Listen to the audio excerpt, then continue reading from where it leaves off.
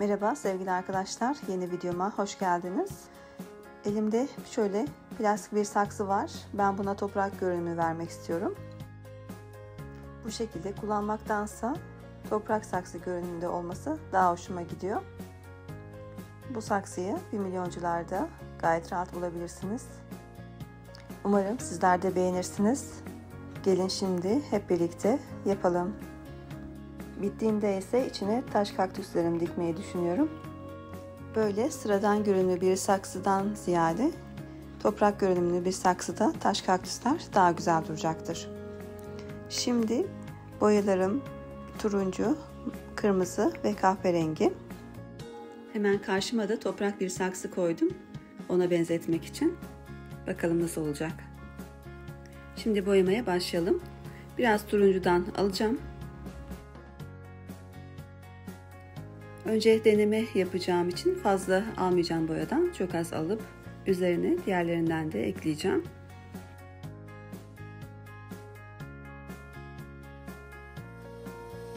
İstediğim renk tonunu elde edene kadar karışımları yapacağım. Kahverengini diğer renklere göre biraz daha az koyuyorum. Çünkü renk tonumu koyulaştıracaktır. Şimdi biraz da kırmızıdan alacağım.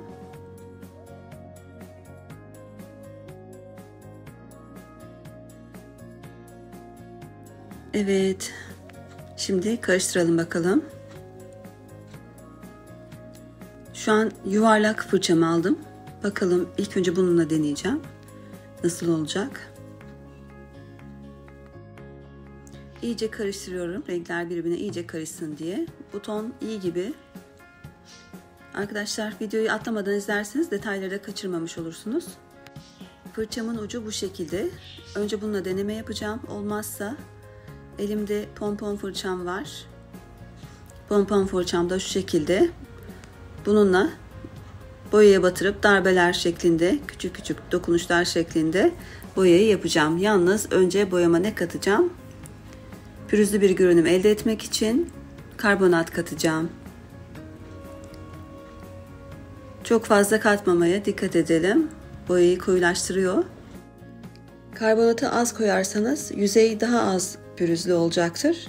Çok koyarsanız daha çok pürüzlü olacaktır arkadaşlar. Boyanın kıvamına göre bu ölçüyü de ayarlayabilirsiniz arkadaşlar. Karıştırırken belli oluyor yoğunluğu. Ben biraz daha eklemek istiyorum.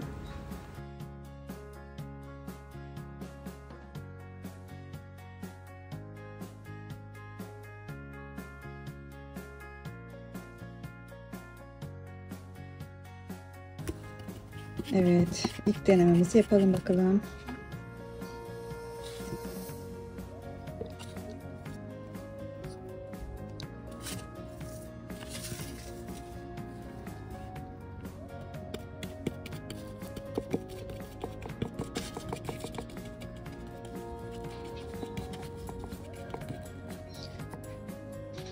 Bunun üstünde çok turuncu kaldı arkadaşlar boya.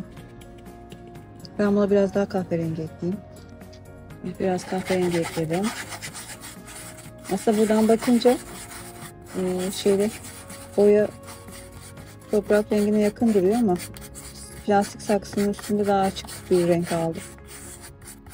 İstediğimiz renk tonunu elde edene kadar boyalardan ekleyebiliriz arkadaşlar. Evet, böyle daha iyi oldu.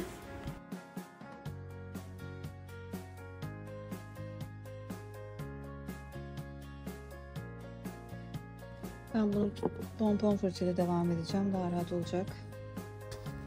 Şimdi pompon fırçayı boyaya batırıyorum. Şöyle. Evet, kesinlikle daha rahat oldu. Şöyle göstereyim size, bakın.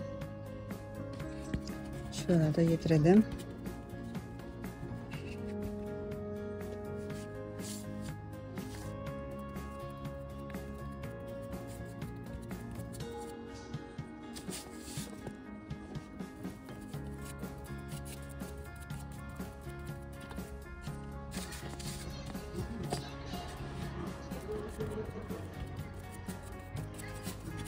Biraz da böyle değişik şeyler kullanalım, değil mi? Hep aynı plastik saksılar kullanmaktansa biraz değişiklik olsun.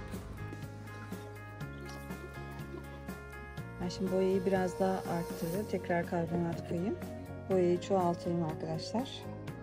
Deneme için az yapmıştım.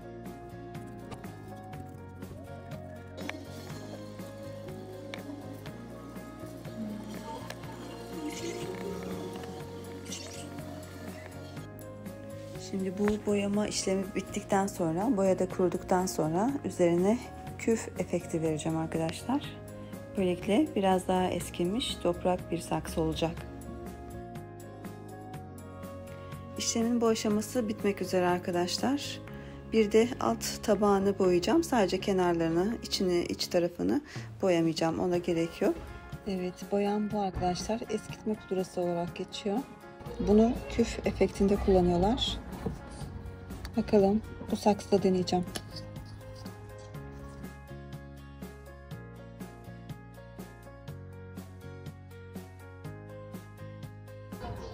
Birazcık aldım. Şöyle sanki saksının altı küflenmiş gibi kenarları. Öyle bir görüntü vermek istiyorum. Daha sonrasında daha doğal bir görünüm elde etmek için boyayı biraz dağıtacağım. Ve peçete ile sileceğim. Şöyle biraz rastgele. Biraz da sizin hayal gücünüze bağlı arkadaşlar.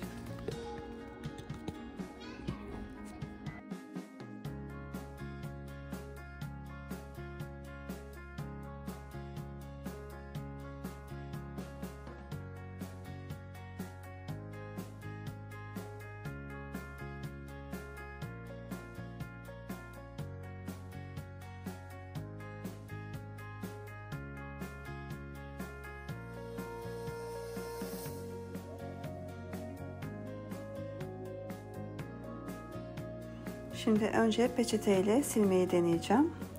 Normalde eskitme boyası bu şekilde. Boyandıktan sonra peçeteyle silinmesi gerekiyor. Doğal bir görünüm olması için. Boyaya karbonat kattığım için acaba dökülür mü diye tereddüt ettim ama öyle çok da fazla bir dökülme olmadı. Bu şekilde devam edeceğim.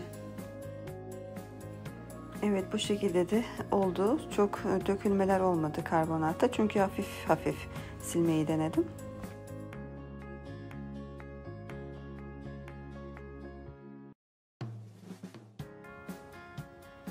Şimdi pompon fırçamla devam edeceğim.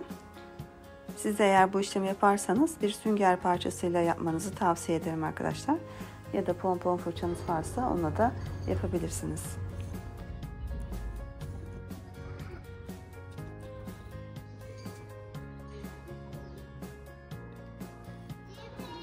Evet.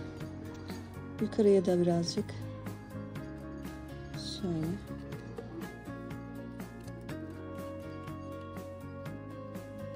Yani teknik bu arkadaşlar. Eskitme pudrasını şu şekilde dokunuşlarla boyayıp üzerinden de peçeteyle silmek.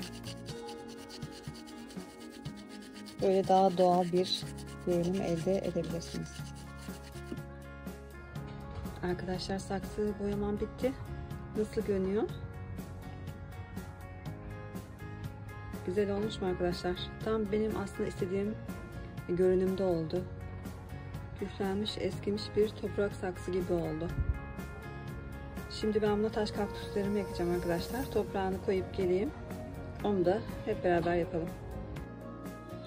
Arkadaşlar şimdi güzelliğine bakar mısınız ya, maşallah.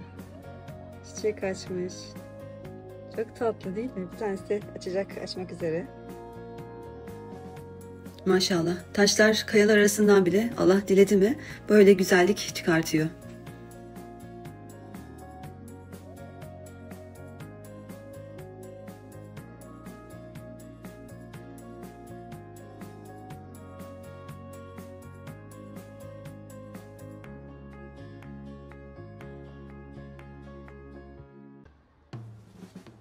Şöyle var bir tane.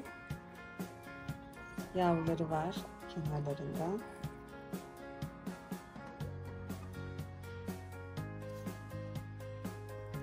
Şöyle.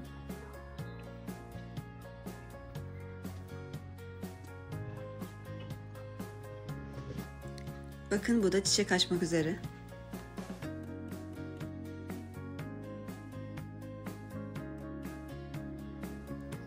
Şöyle de bunun da çiçeği kurudu arkadaşlar. Açık geçti.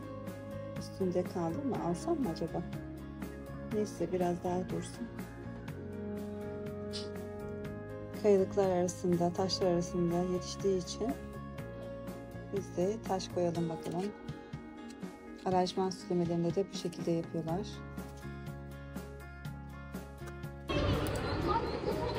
Nasıl olmuş arkadaşlar?